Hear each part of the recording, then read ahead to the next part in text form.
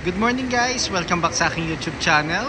For today's video, check natin ang 2023 Honda HR-V 1.5 V-Turbo CVT Meteoroid Gray. Guys, ito yung middle variant ng ating Honda HR-V. Kanyang price is 1,649,000 pesos. So tour ko na kayo ngayon sa ating featured unit for today. Pero before we start, kindly subscribe nga pala guys sa aking YouTube channel para maging updated sa mga susunod na videos. And ayun nga pala si Madam Jade, isa sa pinakamaganda naming sales executive. So okay lang Madam Jade, no problem. So hindi ko ikakat to, i-upload ko tayo sa YouTube to.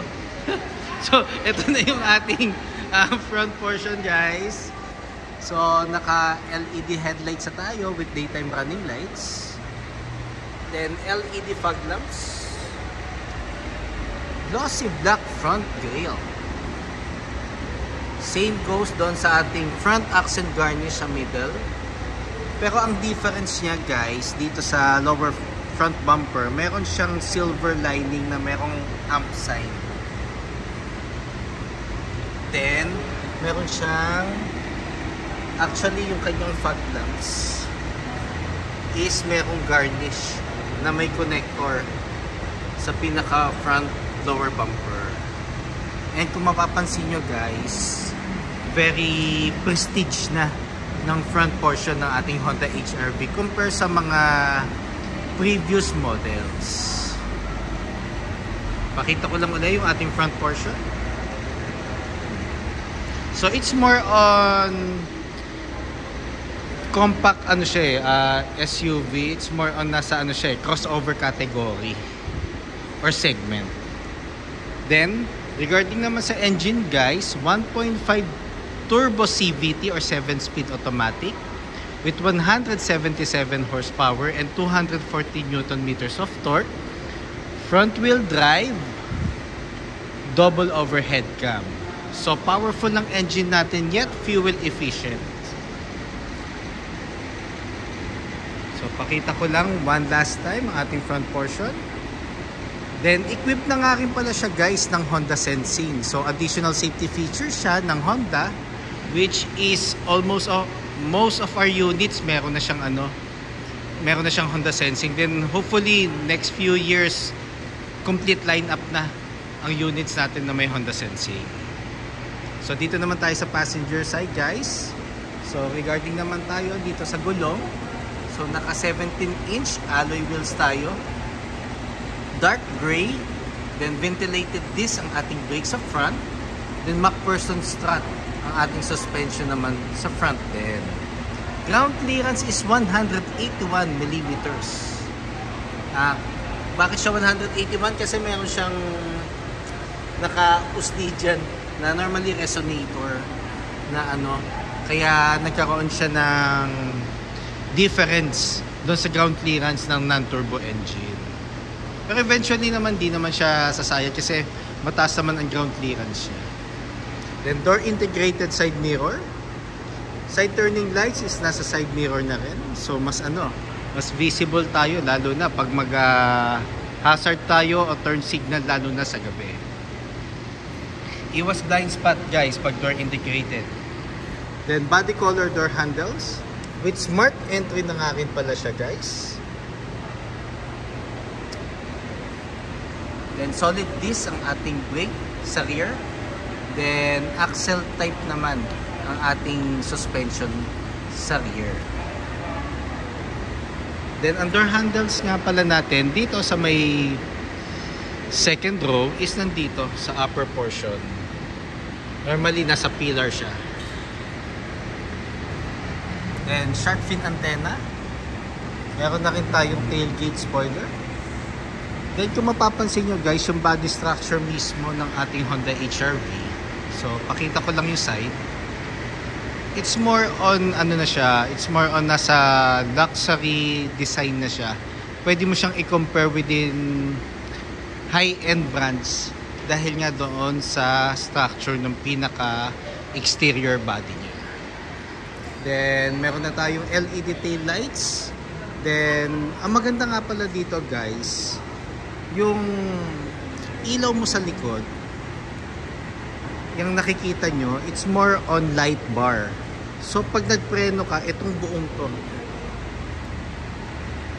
hanggang doon sa other side, meron siyang ilaw. So hindi siya yung mga traditional na nasa sides lang. So pati ito may ilaw to. Yun ang isa sa mga magandang factor din ng Honda HR-V ngayon. Then meron na siyang reverse camera. Then meron tayong turbo emblem. Kasi yung lower model niya or yung base model ng HR-V, non-turbo engine kasi yun. So yung middle variant and top of the line, yun yung mga naka-turbo na ang makina. Then nakaano tayo, matte black na rear bumper. Then meron siyang combination ng glossy black sa middle hanggang doon sa mga reflector. Then meron tayong tailpipe finish. Then pakita ko lang guys yung compartment natin. So ang tonneau cover ngayon guys ng ating Honda HR-V is nakaano na, kumbaga kasama na siya sa pinaka tailgate. Pero detachable siya. Yung previous generations kasi, it's more on ini-slide mo siya dito sa sides. Pero ngayon, ito, nakaano na, meron na siyang clamp dito sa tailgate natin. Then, dito naman sa likod, nakaano tayo, donut type na spare tire. Nandito na yung tools. And normally, early warning device, dito natin nilalagay pag nagta-turn over tayo na unit. Then, ang jack niya guys is nandito. Nasa may right side ng sasakyan. So, ito ang ating compartment space just in case na 1 or 2 passengers lang ang magta-travel. So, very spacious, very flexible ang ating second row. So, pakita ko lang guys kung sakaling hanggang 5 passengers para at least may idea kayo kung gaano pa rin kaluwag ang compartment niya.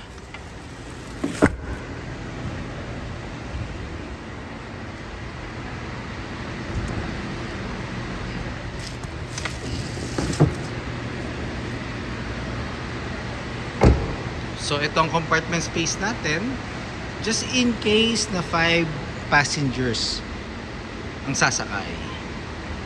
Spacious pa rin talaga. Yun yung isa sa mga best features and asset ng Honda.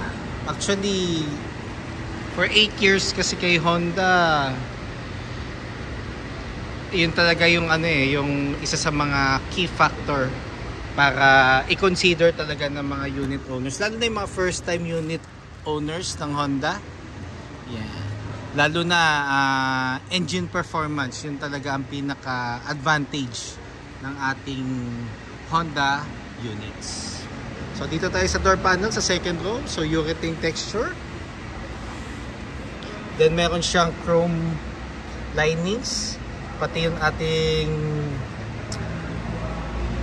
door handle. Then dito naman sa armrest, it's more on leather and glossy black finish. Then ang ating ceiling guys is light gray.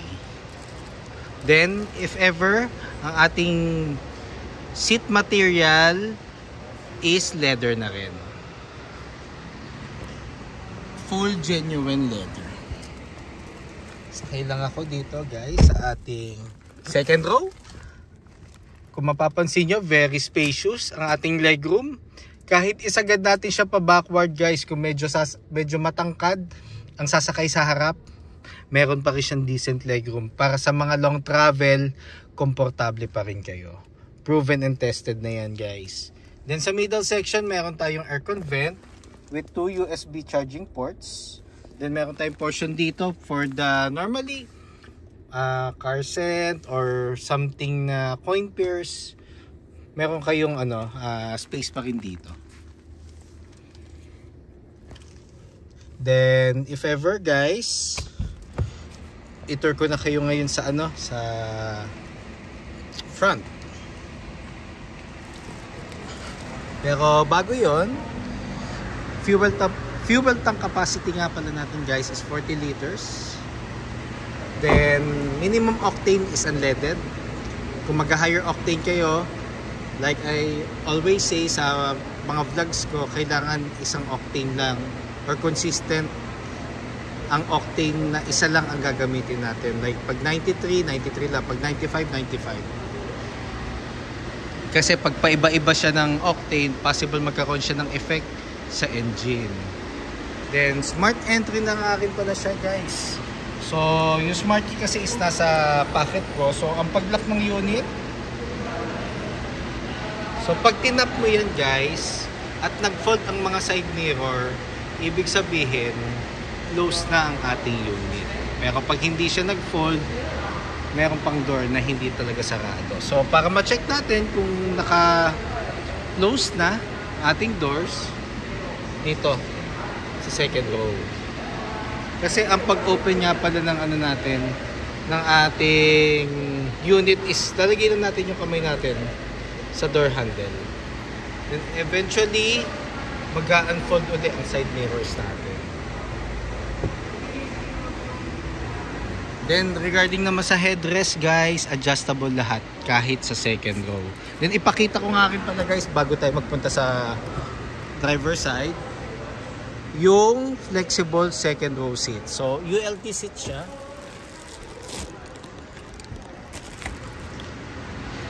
So meron ka additional cargo space dito sa second row just in case na 3 passengers lang kayo. So pwedeng dog cage or luggage or something na mga duffel bag, pwede. So pag gusto mo na siyang i-release ulit at ibalik siya sa normal sitting position, i-ano mo lang, i-switch mo lang uli yung pinaka bar doon sa ilalim na upuan, then gentle lang ang ating pagbaba. Kasi pag medyo nababa natin siya without a proper caution, possible masira kasi yung spring. Then dito naman sa driver side, manual adjustment ang height.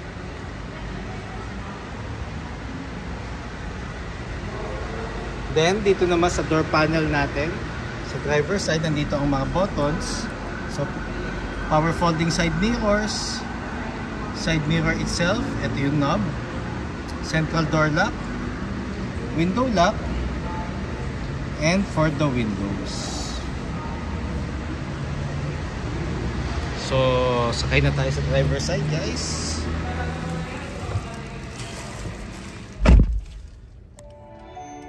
So pag sinara natin ang ating unit, meron tayong display, welcome display na Honda logo and yung amp sign.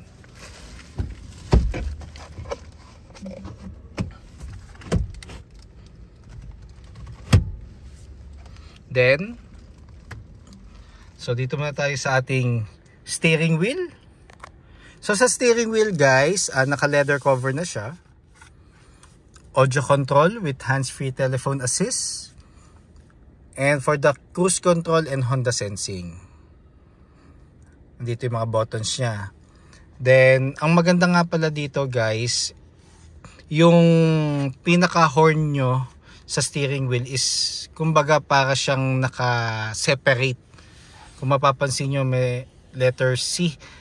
Letter C, sorry. Circle pala ang shape ng ating horn. Kasi normally ang shape ng mga horn is connected siya dito sa pinaka-spoke ng steering wheel.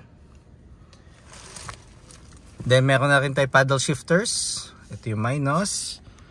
M plus sign. So hanggang 7th gear tayo guys. Kasi nga CVT or 7-speed automatic na ang Honda. Then headlights and fog lamps for the wiper. Then tilt and telescopic nga pala ang ating steering wheel. Ibig sabihin, pwede mo siyang i-forward and back, up and down. Depende sa position kung saan ka komportable pag magdadrive ka na. Push start button. So, ang pag-start, apakan na natin yung brake basta yung smart keys nasa loob. Para makita nyo lang guys. So combination siya ng analog and digital. Then off ko na uli guys kasi may client sa likod.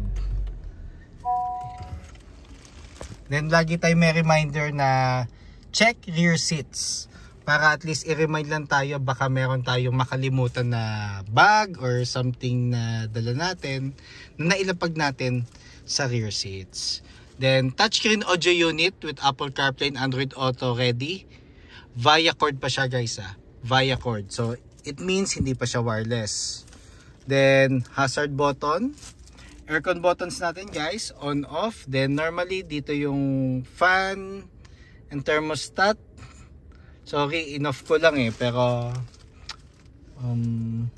tao kasi, pero sa mga previous vlogs ko makikita nyo kung ano yung pinaka-ano niya. Pero normally switches lang naman to ng thermostat and yung level ng fan. Then meron tayong dalawang USB port sa ating sa lower portion ng ating aircon buttons. So dito yung mirroring, dito naman ang charging. Then sa transmission natin guys, ang maganda dito, meron siyang garnish na it's more on parang actually parang airplane ang dating kasi para sa akin, based on my lang naman personal opinion. Tapos meron tayong portion dito for the wallet or cellphone. Then meron tayong power outlet. So kung magpapaligay kayo ng dashcam guys, I always remind sa mga clients ko, kung magpapakabit kayo sa labas, basta plug and play. Hindi pwedeng may itatap na wiring kasi ma-void yung warranty. But the good thing about sa plug and play, we offer dito sa aming dealership ng mga dashcam. Pero kung may preferred kayo na dashcam sa labas, which is hindi naman talaga natin naiiwasan and good rin naman ang quality, basta plug and play, dito manggagaling yung power source ng dashcam at aayusin na lang ng installer yung cord para nakatago. Then transmission natin guys, so meron pang tayo shift knob na naka leather cover na and leather ang texture ng pinaka knob nya. Dito yung clutch. Then meron tayong park, reverse, neutral, and drive. Bakit walang sports mode tsaka yung low gear? Bakit siya wala? So i-explain ko siya later. Tapos etong portion na to na which is open, dito mo ilalagay yung manual key ng smart key para just in case ma-discharge yung battery mo, pwede mo siyang i-shift to neutral para maiusod mo lang siya sa tabi. So bakit walang S and L ang transmission ng ating Honda HR-V? Kasi meron na siyang drive mode. So sa drive mode meron tayong tatlong klase, Eco, Normal, and Sports mode. So si-switch mo lang yan, then eventually lalabas dito siya sa panel kung anong mode ka. Pero for me kasi, kahit mga long drive, normal mode, kayang-kaya talaga yan So maiko-comply talaga ng makina mo or ng engine ng Honda ang power and speed na gusto mo.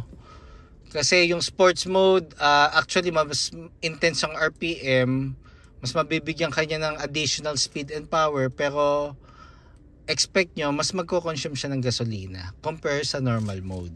Then meron siyang eco mode which is promotes fuel efficiency. So ginagamit natin siya more on city driving. Kung hindi ka naman nagmamadali at chill driving ka lang naman, pwede kong suggest is eco mode. Then hill descent control. Ang purpose nito is pagpa downhill or masyadong matarik ang iyong bababaan, i-on mo to. So pag in-on mo to, yung symbol na to lalabas siya sa panel. It means activated na siya. So pag pababa ka na sa matarik na portion, kahit hindi mo apakan yung preno, automatic si HR-V ang mag-a-adjust. Yung ikot ng gulong niya mabagal. So hindi ka na gagamit ng brake at hindi na magko-consume ng brake pads. Yun yung pinaka niya. purpose. Then eventually, pag hindi mo siya enough at na-sense ni HRV na nasa flat na daan ka na or flat terrain, automatic magdi-disengage or babalik siya sa normal na ikot ng gulong na pag naka-drive. Then electronic park brake.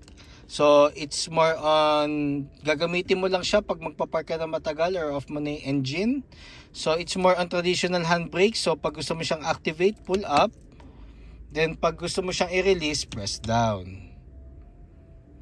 I repeat, gagamitin lang natin siya pag magbe-brake tayo pag magpa-park tayo na matagal or off na natin yung engine.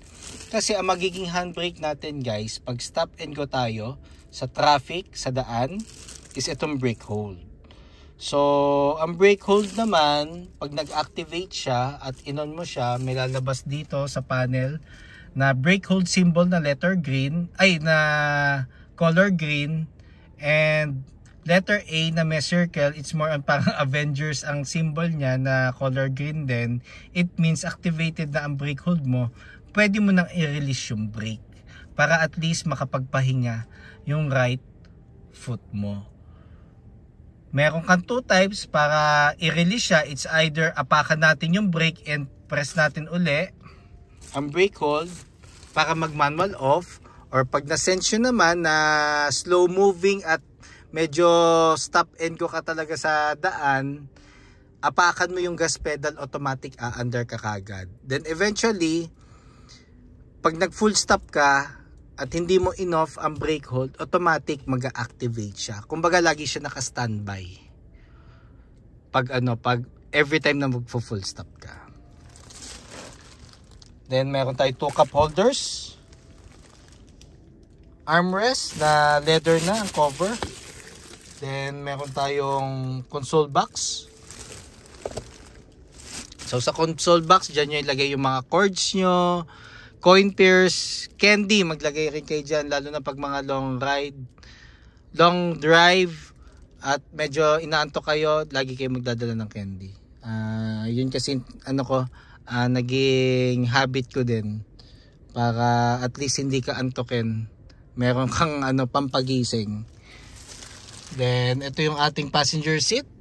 Then ang airbags nga pala nito guys is front airbags, dual airbags. Then meron tayong side airbags guys. So normally si Honda ganun na ang ginagawa. Actually Brio na lang ang unit namin na merong seat cover. Then the rest is lahat car cover na, kasi may mga side airbags na yung mga front seats.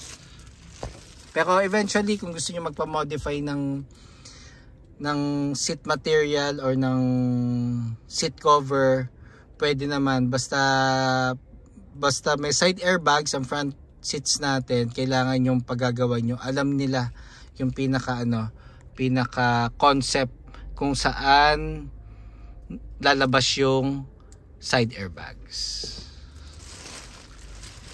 Then dito naman sa ating panel, it's more on actually basic, pero siya malakas ang dating, hindi siya bare. It's more on high tech ang panel natin, then may touch ng old school. Then the box, so lalagay lang natin dyan guys, owner's manual, warranty booklet, insurance policy na hard copy just in case you have one, pero normally puro soft copy na, and copy ng ORCR.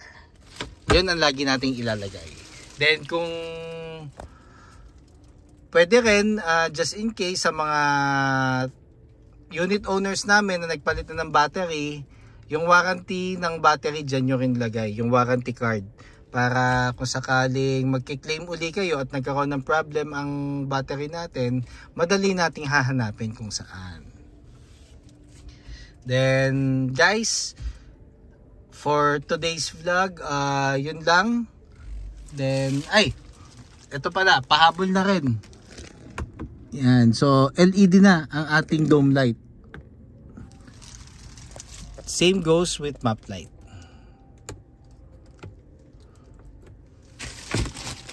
Then meron ng vanity mirror na may light na din sa visor ng driver side. And then meron din dito sa passenger, may light na rin and mirror for the visor sa passenger seat. So guys, just in case you have any concerns regarding cash, bank PO or in-house financing, just let me know. Test drives, pa-point kayo sa akin. Even parts or service appointment, ako mag-cater or mag-a-assist sa inyo.